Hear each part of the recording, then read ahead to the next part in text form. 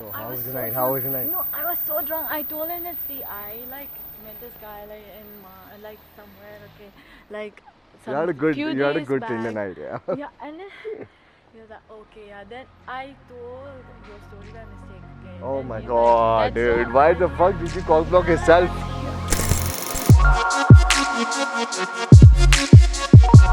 Hello guys and welcome to today's video, and today we're going to be talking about stealing someone else's Tinder date. Now back in the day when I was doing pickup with my wings, I was learning pickup. I think it was 4 or 5 years for me in my journey. We used to have this competition of stealing someone else's Tinder date. And I know it sounds really assholish, but this really used to help us upgrade our game because this will expand your comfort zone drastically. You'll understand how to manage men, you'll understand how to deal with men, you'll understand how to deal with women, and also you'll understand how to cock block efficiently. So back in the day, I used to go out with my wing, maybe it's summer house, maybe it's Oro, maybe it's some pub in Bangalore, in Mumbai, and we used to just be there and we used to spot people who are on dates, and we used to be over there. We used to observe those dates, and not like a creep, like we're observing those dates for 20 minutes, but we used to just have a glance at those dates and we used to discuss, okay, man, I think this is a first date, right? The girl is really disinterested. We used to read the girl's body language, and all of this, guys, this is massively gonna help your game because understand you're also learning about observation, and I'll share with you a story soon. So we used to observe, okay, this girl is probably on the first date, she's not having that good of a time, maybe she's getting bored, maybe she's on the phone, she's checking the time, she wants to leave that place, right? Maybe she's just not interested in the guy, or maybe she is interested in the guy and the date is going decent, but she's not that invested in the conversation. So once we used to figure this out, and trust me guys when I say this, every bar, every pub, every location, every coffee shop will have these kind of dates, one or two of these kind of dates. If it's a big bar, big pub, they'll have tons of these dates happening over there all the fucking time. All you need to do is spot these dates, go up to the guy, go up to the girl, talk to the girl like you have known her from before, like you've known her forever. So the guy is not going to be hostile, he's not going to be agitated. Talk to the guy, give him a mixed compliment, right? Disarm him completely, and then shift your focus again to the girl and tell her you would like to reconnect with her, and just cook up a story. Maybe your old school buddies, maybe your friend from before. Cook up a story, take her number, and then you text her, right? You text her then and there, and then you decide whether you want to pull her that particular night when she's done with the date, or you want to take her home later, maybe in the next week. And with this, I also want to share a quick story with you guys, and this is a story which will teach you the importance of memory, the importance of observation, and all of these things you can learn, and the importance of deduction as well. Something that I've been learning, something that I've picked up a couple of books about, and I'll recommend you those books as well later on in the video. So I was in the city, I was there to record infields with my team, and when I'm recording infields, I meet a bunch of girls. I'm gaming out like crazy. I'm gaming, going out, approaching every day, night, doing everything. So I was out with my team and I was there to record infields. Now guys, one thing I have to tell you is when I'm recording infields, we reach the club early, we reach the pubs early, we sit there, we see how many bounces are over there, we exactly analyze the whole location, and we meet a lot of girls. Personally, I meet a lot of girls when I'm recording infields, and some of these girls I'm unable to set a date with because we're just going out every fucking day. So in this case, there was this one particular girl I saw in that particular bar where we were to record those infields, and this girl I've met before like 3 weeks back in a different place, alright, in a different bar. And I got her number, but I didn't get the time to really, meet her, catch up with her on a date. So I didn't even push it at that time because I was super busy. So we entered the club a bit early. We entered the club at 8 p.m. because we were a bunch of guys and we wanted everyone to be inside. We don't want anyone to get rejected from the entry. So we entered a bit early. We ordered our food over there and we're sitting on the second floor. Now this is not the dance floor section, but this is the second floor. So the pub over there had the ground floor, the first floor, the second floor, and you can see everything. You can see the whole dance floor. It was a good vantage point and we could spot all the bouncers. And there is this process that I follow when I'm recording infield is I approach the bouncers first because I want to disarm them. In any case, later if we get caught recording infields, I don't want to get beaten up, so I will have to disarm all the bouncers. So anyway, we're sitting over there, we were observing the whole place, we were seeing how will we do what we have to do, and I see this girl, the girl from before. Now I've not pulled this girl before, so there was sexual tension definitely between us, but at that point there was nothing between us because I didn't text her a lot, I didn't message her a lot, I was busy in my own life as well. So I see this girl with a guy, on the ground floor, near the dance floor, and it seems like a first date. Alright, it seems like a first date, and I was also using my deduction over there. Now, this is something that I learned from a book, which is How to Think Like Sherlock, and another book called The Monographs. Now, you can grab these two books, and definitely they will really help you in game. However, guys, these are really advanced concepts, so unless and until you have taken the first step, do not jump on the last ladder, alright? And I read these books and I learned about deduction. Now, this is something that Sherlock uses. So I was just looking at the girl and the guy, and the girl had told me that she just graduated from a college. So I knew that the girl is young, she's probably like 21, 22.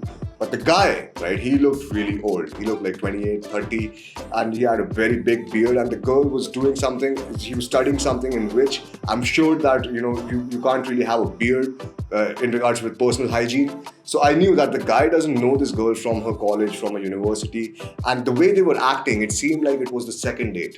The guy was still trying to impress the girl, and the guy was still trying to, introduce her to his friends and show that he was a cool guy. And the guy was over-invested, all right? I also saw his shoes, and through that I deducted, okay, they are definitely not in the same, business category, or not in the same field, not in the same work field. And I also saw the guy's shoes. Now, this gave me an indication that the shoes was definitely informal, it was way more casual. And the profession the girl had, the profession that girl wanted to go into was very formal. So I knew they were not in the same field as well. Now, with all of this information, I know this is the first date because the guy's trying to impress the girl. He's introducing the girl to his friends. And first saw the second date, and he's over-invested in the conversation. And as soon as the guy goes inside the washroom, right, he went inside the washroom. We were there for a long time. We were there for about half an hour eating our dinner, me and my team. And I'm just looking and I'm telling this to my team. And my team is like, no, man, I don't think it can be like that. I'm like, I'm just using what I learned in the book. I'm not sure about this, but this is what it seems like right now. And the girl over there, she's looking around, and I'm like, okay, this girl is not really invested in this particular date. She's looking around. As soon as the guy goes to the washroom, she's looking around. Now I realized all I need to do is go meet the girl, scramble her RAS, which is a reticulation activation system, her focus, and let her know I'm there. And I also have to prove my value and my worth to the girl. And how do I do that? Is not by only talking to the girl, but I'm also going to be talking to the guy she's with and the friends of that particular guy. And I'm not going to go over there and stand there for 20 minutes, have a conversation, but I'm just going to go and let her know that I am over here, I exist. All right. So that's what I did. I went down, I spoke to the girl. I'm like, hey, nice to meet you. Wow, what a coincidence, right? And I meet the girl. The guy's looking at me and I'm like, hey, nice to meet you, man. Wow, you have an amazing beard, the same routine. And then I meet his friends. I'm like, oh, nice to meet you. Okay, all of you guys know each other. And then I establish the nature of the relationship. The girl tells me that, hey, listen, I'm on a date right now and I would love to see you. We can maybe do this later. And at that time, she had no intention of going home with me. She had no intention of going home with me. All she wanted was to finish the date and probably go home with him or maybe alone. And at that time I realized, all right, maybe this set might not go anywhere, right? But I'll tell you what I learned from it. So anyways, we were there to record infields and I was there on a mission. I was not there to, sulk, to chill with the girl or to try to just pull that one particular girl. So I had to record infields. We had gotten all the equipment inside the club. And once that is done, 90% of the work is done. All I need to do is now do some approaches, right? So I start doing approaches. I do the first approach.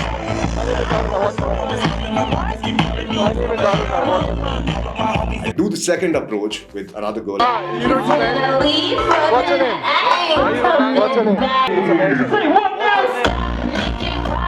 I do the third approach. I do around 4 to 5 approaches in that particular spot.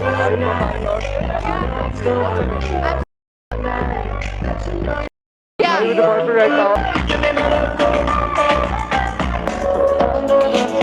And the funny thing is, that girl was eyeing me all throughout. She's eyeing me all throughout. I'm dancing with the girl, I'm grinding with the girl, and she's eyeing me, and I'm looking at her too. I'm like, what can I do? You're with someone else, right? And then she texts me, hey, listen, we should have spoken earlier, but I'm with him right now, and what are you doing later tonight? And I'm like, that is my chance. Now, the reason the girl started texting me was, see, first of all, a lot of people ask me, hey man, is it cool if I go out and I game multiple women, if I approach another girl in front of the girl I've already approached? It completely depends. If you're getting rejected left, right, and center, what will happen is, once you approach another girl, you get rejected. You approach another girl, you get rejected. The girl who has rejected you, she will see that you're creating a nuisance, and then she will report you to the authorities in India specifically. She'll report you to the authorities, or maybe she'll take some sort of action, right? But if you're doing approaches and your approaches are being successful, maybe you're getting rejected, but you're turning it into a sweet rejection. You're still talking to the girl, and you're still making fun of the rejection. You're not taking it, to the heart. You're not taking anything personally, right? And even the rejections are sweet rejections at that point of time. I got rejected in front of her as well, right? But those were sweet rejections. I had maybe spun a girl, and she's like, "Hey, I'm with someone." I'm like, "Okay, that's cool. Is it because of my face?" Right? Start laughing and then just leave to another girl. So I was grinding with this girl. She's eyeing me. I'm eyeing her. She texted me. I'm like, "Cool. I'll see you later." Right? So I number close the girl I'm dancing with, and I move on. So at that time, the club was almost shutting down. We had recorded all the infields. I had approached multiple girls in front of the girl who was looking at me and who I knew who was attracted to me. And guys, pre-selection kicked in. And what is pre-selection is when you're out there with a girl, right? Maybe I'm going out with two girls. And if I approach another third girl, the girl is going to be much more comfortable and she's going to get much more attracted to me because I already have two girls at my side. Now, this is called pre-selection, and pre-selection really works, all right? It's also called social proof. So these two things, pre-selection and social proof, they really work.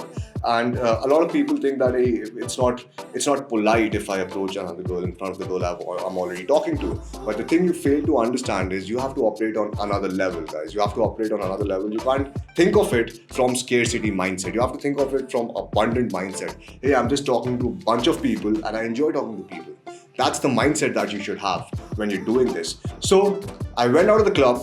Now at this point of time, me and my wings, we were just fucking approaching each and every girl outside, right? And that girl, she was looking at me and she was kind of getting more annoyed and pissed. So she just left the place, right? And I texted her, "Hey, where are you? You told me that, we can catch up later at night." And then she called me.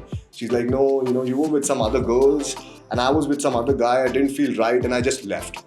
Right? And what happened over there was pre-selection kicked in. The girl was really attracted to me. She didn't want to go with that guy because then she thought she'd lose her chances with me.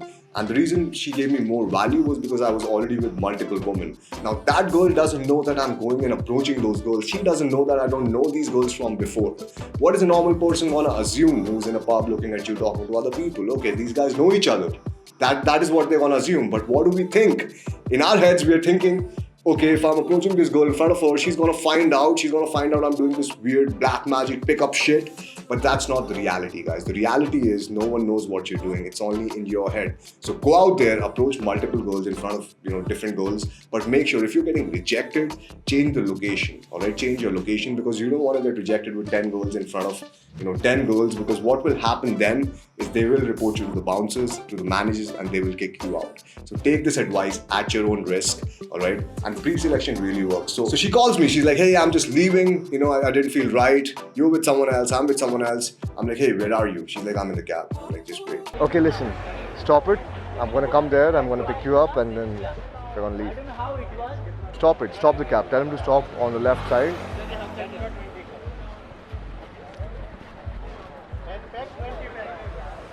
Yeah, just send me the location on WhatsApp. I'm gonna be there. When I'm telling her to wait, I'm not pushy at all. I'm not like, "Hey, listen, no, why'd you leave me? Just come, we'll go to my place." No, I'm like, "Hey, listen, sweetheart, just wait. Stop your cab. I'm gonna come there. I'm gonna pick you up." So how was the night? How was the night? No, I was so drunk. I told him that, see, I met this guy in somewhere, okay, You had a good days Tinder back. night, yeah. Yeah, and then he was like, "Okay, yeah." Then I told your story by mistake, okay. Oh Then my he's god, like, "That's dude. so Why the funny." fuck did you cock block Yeah, yourself? Oh my god, it was so creepy. What do you do? I saw you. Okay, I wanted to talk to you, but I wanted to do, but I was like, okay, you're busy, you're having your good night. So yeah. why would I want to disturb it? Anyway, you didn't invite me. Oh, I was with fucking Anyway, you people, did invite dude. me, I was with okay. my people, I like installed business Tinder people, like yeah. 1 week back. Okay, I got some matches. I was like, okay, so I'll meet this guy tonight. Anyway, my friend is here. So I could have gone with him tonight, okay, but I was like, no, like this guy must. Now, one thing you also have to understand in these kind of situations, if you pressurize the girl so much, the girl will not be interested in you. If you pressurize her too much, you're like, hey, listen, come to me, come meet me, I'm so sorry. If you start apologizing for the fact, she asked me, hey, you were with the other woman. I was not apologizing. I was like, yeah, you were on a date, right? If you start apologizing, you start falling into her frame, this thing will not happen. So if you want to steal someone else's Tinder date, make sure that you don't over-invest in that particular girl. You don't push her too much. You don't pressurize her too much at that point to come home with you, because that's not going to happen. You have to be discreet, and the more subtle you are, the better it is. Let's go!